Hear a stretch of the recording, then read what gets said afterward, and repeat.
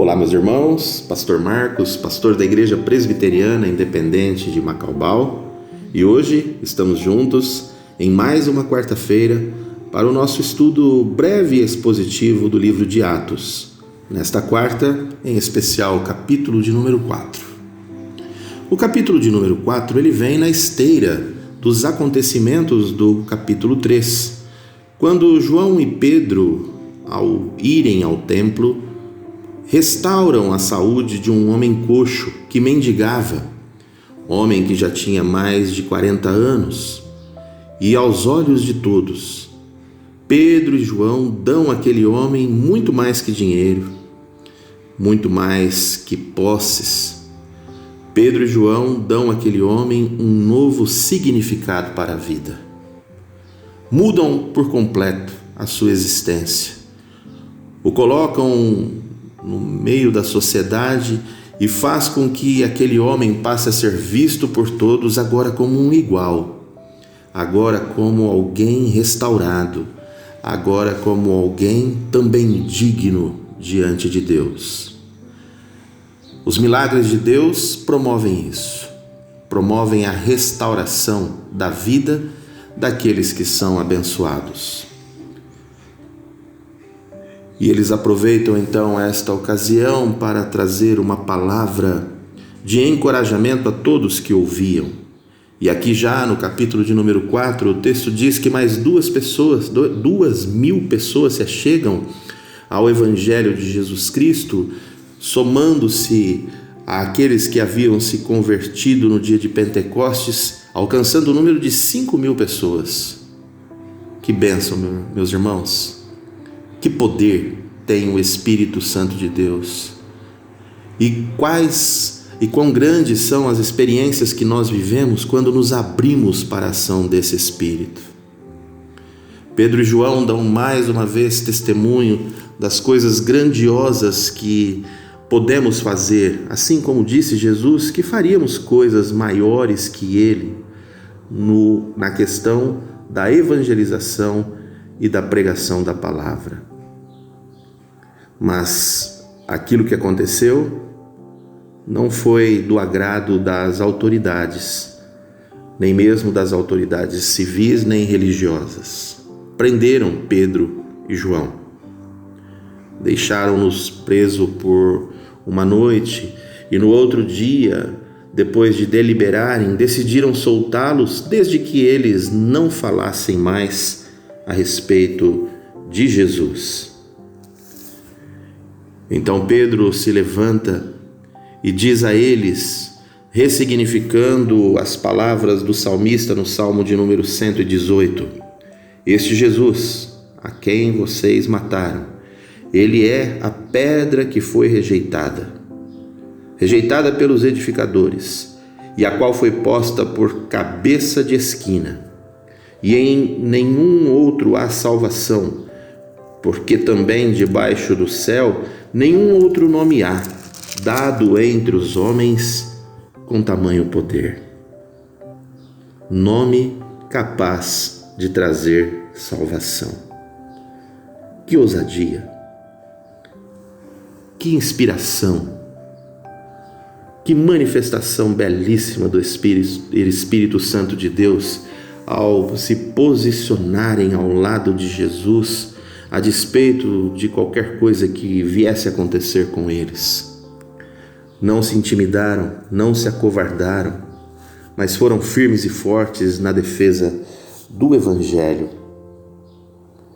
Aqueles homens, então, que o prenderam, decidem e comunicam que vão soltá-los desde que eles fiquem quietos. E aí, então, Pedro dá, junto com João, uma das palavras mais lindas de todo o Evangelho, que está aqui registrado nos versículos de número 19 e 20. Julgai vocês se é justo diante de Deus ouvir antes a vós do que a Ele. Porque não podemos deixar de falar do que temos visto e ouvido. Essas palavras não são uma simples resposta, uma mera resposta dada às autoridades civis e religiosas. Essas palavras são palavras de ordem dada à Igreja de Jesus Cristo no século 21. A quem daremos ouvidos? Aos homens ou a Deus? A quem seguimos? A ordens religiosas, a ordens políticas, que juntas tentam se instaurar e tomar as nossas consciências e nos calar diante de ações que precisam ser denunciadas.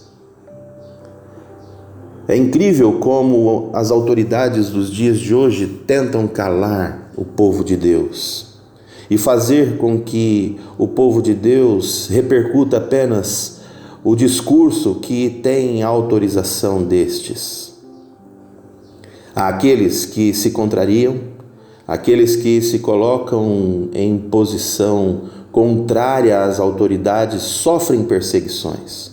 E não sofrem perseguições somente dos poderes civis, mas sofrem perseguições também dentro dos círculos religiosos.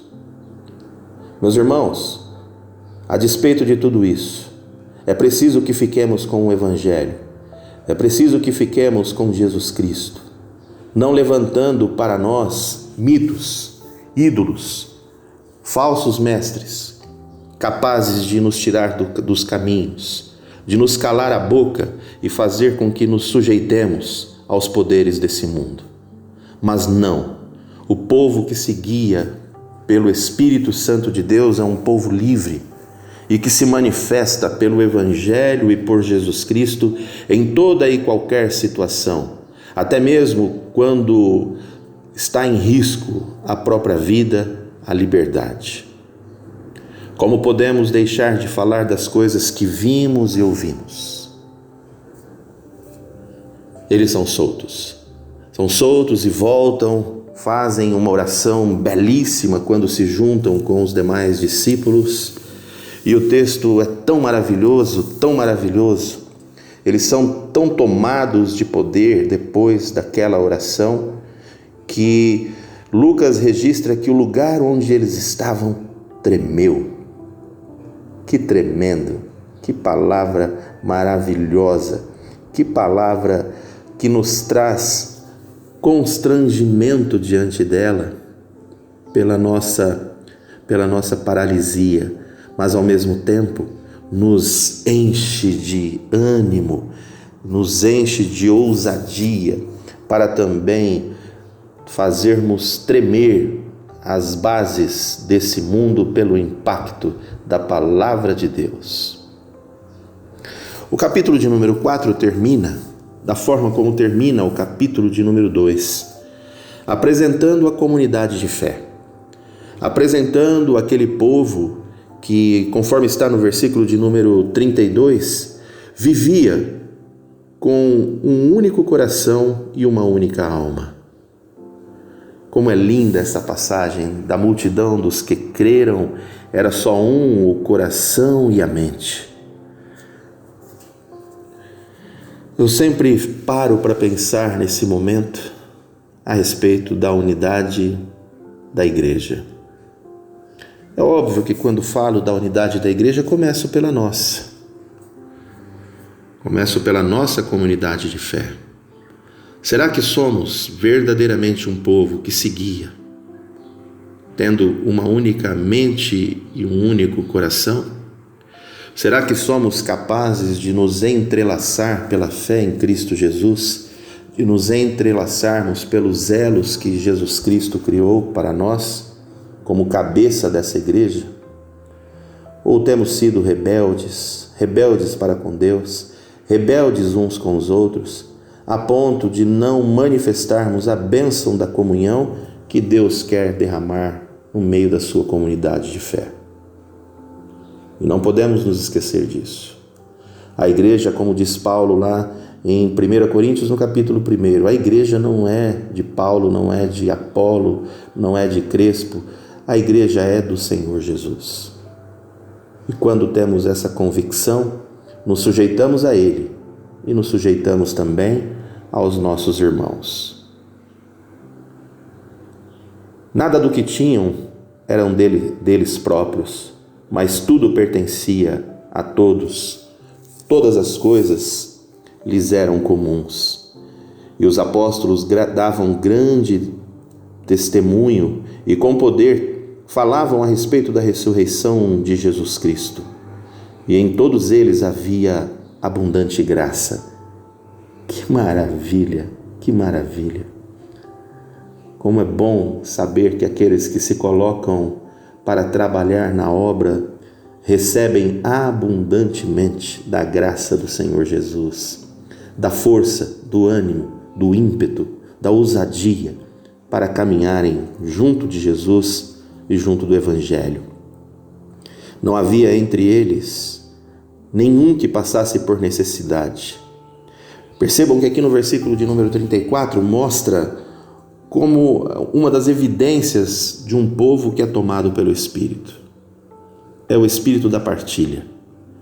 Quem é tomado pelo Espírito não se guia por individualismo, não se guia por liberalismos exacerbados, mas quem é tomado pelo Espírito Santo tem consciência de si mesmo e se coloca no meio da comunidade, reconhecendo nos seus irmãos iguais e fazendo então desta relação uma relação de comunhão movida pelo Espírito Santo de Deus. Só pode ser movido pelo Espírito Santo de Deus quem se reconhece igual aos seus irmãos. A comunidade de fé, a igreja, exige essa postura. E ao ampliarmos a nossa lente, deixando a nossa comunidade de fé local e indo para a Igreja Evangélica Brasileira, percebemos que estes dias relatados em Atos do capítulo 4 estão muito distantes da realidade da Igreja Evangélica Brasileira. Uma igreja que foi tomada por ideologias contemporâneas e cada vez mais afastada do Evangelho do Senhor Jesus Cristo, que deveria ser este o nosso único mote, a nossa única forma de enxergar a vida e o mundo. Enxergar a vida e o mundo pela lente do Evangelho, pela lente de Cristo. Mas não, temos deixado que ideologias, filosofias contemporâneas se sobressaiam à nossa visão de mundo. Terminamos esse capítulo de número 4 com esta advertência. De que forma eu e você temos vivido, temos nos colocado na comunhão da igreja e de que forma eu e você estamos comprometidos com a propagação do Evangelho do Senhor Jesus Cristo. Que Deus te abençoe e que mesmo nesses tempos de distanciamento social proporcione a você viver as experiências que o povo de Deus viveu no capítulo 4 do livro de Atos. Que Deus te abençoe.